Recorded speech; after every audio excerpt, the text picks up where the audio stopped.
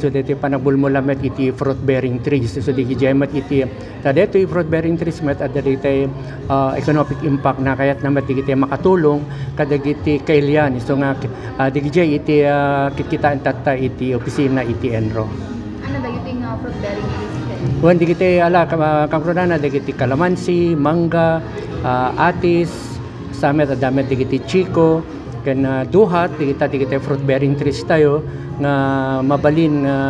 maimula kete pagpintasan na paygayam ada digiti LGU talaga nang rona digiti mamayor tay tatta kete impanda di may sakang ronaan nga programa daket deti reforestation kaya panagbulmula ket napintas laon na ita even the LGUs kuna tayo kete may pakita iti pateg iti environment at tapno miwasan tayo dito mo tayo kanain iti bagyo kita mabarigito iti may isang rason na ti daytoy flood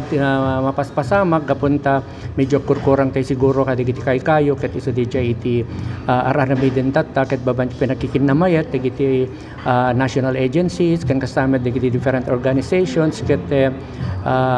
patungpal tayo metlaeng DJ maiwasan tayo iti nakarong panaglaylayos ta ala dito naglabas sa bagyo naman pay makita tayo met nga hanunay nga isu na tayo ngem adulat tamet iti nakapadas ti kakasje nga dito pa nagbagbagyo na ket iso ti rod